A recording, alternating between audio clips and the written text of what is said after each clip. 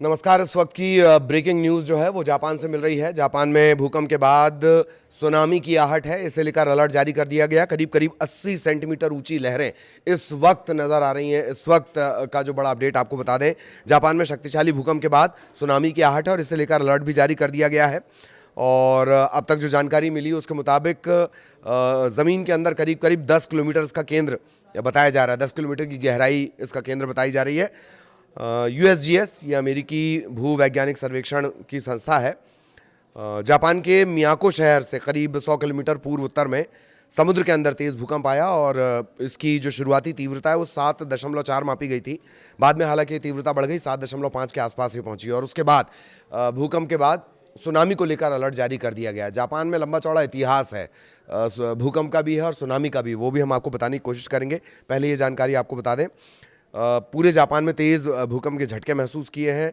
पूरा देश जो है वो इससे हिल उठा है और सुनामी जैसे ही भूकंप के झटके महसूस किए गए, इसके ठीक बाद सुनामी को लेकर बाकायदा अलर्ट जारी किया गया है। भूकंप के बाद सुनामी का जो वैज्ञानिक पैटर्न है वो हमने आपको कई बार समझाया है। तो सुनामी को लेकर अलर्ट जारी कर दिया गया है। जापान का जो मौसम विभाग है उसके मुताबिक उत्तर और उत्तर पूर्वी हिस्से में 7.5 तीव्रता का एक तेज़ भूकंप आया था और उसके बाद सुनामी को लेकर चेतावनी जारी की गई है। जो इवाते प्रांत है, इवाते प्रांत के कुजी बंदरगाह पर करीब करीब 80 सेंटीमीटर जो ऊंची सुनामी की लहरें हैं वो अभी तक देखी गई हैं। अब तक जो रिपोर्ट जापान के मौसम विभाग के पास पहुंची है, ये शाम को करीब 4:53 के आसपास, वहाँ के समय के हिसाब से 4:53 के आसपास आया है। और शुरुआत में जो जापान का जो सिस्टम है रिक्टर पैमाने पर जैसे हम नापते हैं 4 तीव्रता का, 5 तीव्रता का, वहाँ पर थोड़ा सा अलग है। 7 स्तर में वहाँ पर भूकंप की तीव्रता नापी जाती है और उसके मुताबिक ये ऊपरी 5 में दर्ज की गई है। 7, 6 ऊपरी 5 में दर्ज की गई है, मतलब 5 से भी ज़्यादा घातक, इसे समझ लीजिए। ज़मीन के अंदर करीब 10 किलोमीटर की गहराई पर ये भूकंप आया था और मियाको शहर से करीब 100 किलोमीटर पूर्व उत्तर की तरफ समुद्र में तेज़ भूकंप था। 7.4 इसकी शुरुआती तीव्रता और उसके बाद 7.5 इसे कर दिया गया है। जापान मौसम की जो विभाग है उसने एजेंसी जारी की है कि अगले हफ्ते, मतलब अगले हफ्ते इसी तरह के और भी भूकंप आ सकते हैं। जैसे मैंने शुरुआत में आपको बताया था कि भूकंप की एक लंबी चौड़ी हिस्ट्री जापान की रही है। 3 मीटर तक लहरें उठ सकती हैं। अब तक जो खबरें रिपोर्ट की जा रही हैं वो करीब करीब 80 सेंटीमीटर की लहरें देखी गई हैं और उसी की जानकारी मिली है, लेकिन ये और ज़्यादा घातक हो सकती है। सुनामी और ज़्यादा घातक हो सकती है। 3 मीटर तक ऊंची लहरें जल्द पहुंच सकती हैं। और इस तरह की घटना के बाद जो प्रधानमंत्री हैं सना ताकाइची, उन्होंने लोगों से ऊंची जगहों पर जाने के लिए कहा है। धैर्य बनाए रखने की अपील की गई है। प्रभावित इलाकों में लोगों को समुद्र के किनारे, नदियों के किनारे से दूर रहने के लिए कहा गया है। पानी तेज़ी से भर सकता है। भूकंप और सुनामी के बाद जो सबसे पहला जो टेंशन होता है वो है परमाणु संयंत्र। उसकी क्या स्थिति है? क्योडो न्यूज़ के हवाले से जानकारी मिल रही है कि भूकंप के बाद आओमोरी और मियागी में जो हिगाशिदोरी करके एक प्लांट है और उनागावा परमाणु संयंत्र है। हिगाशिदोरी और उनागावा, इसमें कहीं कोई गड़बड़ी नहीं पाई गई है, क्योंकि सबसे पहले भूकंप का आना और अगर इन परमाणु रिएक्टर्स पर असर पड़ेगा, इन परमाणु संयंत्रों पर असर पड़ेगा तो तबाही का अंदाज़ा नहीं लगा सकते हैं आप। तो ये दोनों जो संयंत्र हैं वो सुरक्षित हैं।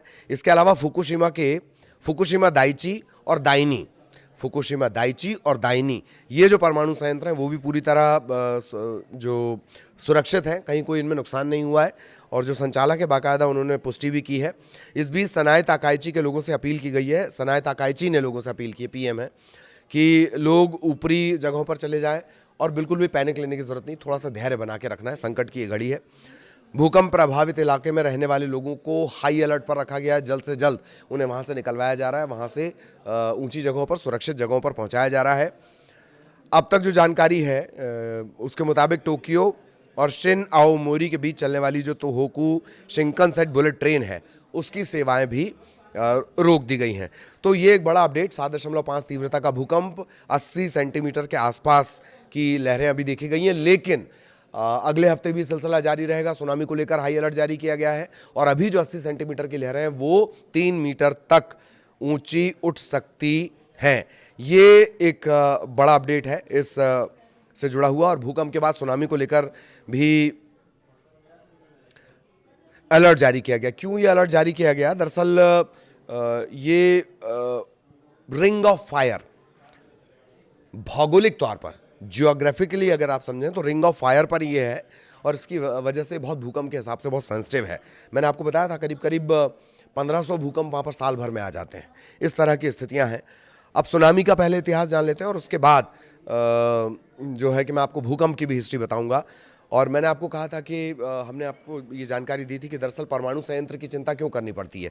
फुकुशिमा परमाणु आपदा इसी के चलते हुई थी, इसी सुनामी के चलते। सुनामी के घटनाक्रम की क्या हिस्ट्री है पहले वो जान लीजिए। 11 मार्च 2011 तोहोकू सुनामी आई थी। तब 9.1 तीव्रता का भूकंप आया था। करीब करीब 20,000 लोगों की जान गई थी, और जो फुकुशिमा दाइची परमाणु संयंत्र है उसे गंभीर नुकसान पहुंचा था।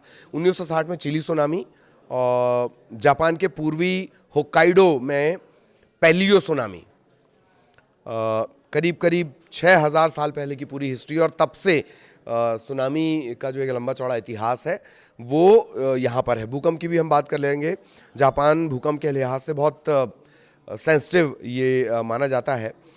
1923 से लेकर और अब तक 2026 तक का जिस भूकंप का भी हम जिक्र कर रहे हैं, जो 7.5 की तीव्रता वाला भूकंप है, 5 से ऊपर अगर जापान के तरीके से, जापान के जो मानक है, स्टैंडर्ड है, उनके मानक में 5 से ऊपर है। और मोटा मोटी आप इससे समझ लीजिए 7.5 तीव्रता का भूकंप है। हिस्ट्री लंबी चौड़ी रही है। 1 सितंबर 1923 ग्रेट कांतो भूकंप, 7.9 की तीव्रता, टोक्यो और योकोहामा में भयंकर तबाही, 1.5 लाख लोग, 1.5 लाख लोगों की जान गई थी। 17 जनवरी 1995 1995 कोबे भूकंप, 7.2 तीव्रता, यानी अभी जो भूकंप आया उससे भी कम, 7.2 की तीव्रता, 6,000 से ज़्यादा लोगों की जान चली गई। 11 मार्च 2011 तोहोकू भूकंप और सुनामी इसके बाद आई थी। इसकी तीव्रता आज अभी जो भूकंप आया सोमवार को उससे ज़्यादा थी, 9 के आसपास इसकी तीव्रता थी। 19,000 लोगों की जान गई थी, और फुकुशिमा दाइची परमाणु संयंत्र पर इसका भी असर पड़ा था। 20 अप्रैल 2026 7.5 की जो तीव्रता है जिसका अभी हम जिक्र कर रहे हैं। तो ऐसा नहीं है, जापान अपनी टेक्नोलॉजी के बदौलत इनके लिए बाकायदा तैयार भी रहता है, लेकिन रिंग ऑफ फायर जैसे मैंने आपको बताया उससे कहा जाता है। भूकंप का ये इतिहास है, और बहुत ज़्यादा भूकंप के लिहाज से ये सेंसिटिव है। तो आज जो भूकंप आया था, भूकंप के बाद अब सुनामी का अलर्ट जारी किया गया है। 80 सेंटीमीटर की लहरें देखी गई हैं, लेकिन ये 3 मीटर ऊपर तक जा सकती हैं, एक बात। दूसरी बात, जापान के मौसम विभाग ने यह भी कहा है कि अगला जो हफ्ता रहेगा उसमें भूकंप और सुनामी के लिए तैयार रहना है। ये इस वक्त की ब्रेकिंग न्यूज़ थी। आगे इसका और डिटेल्ड वीडियो हम आप तक पहुंचाएंगे। नमस्कार।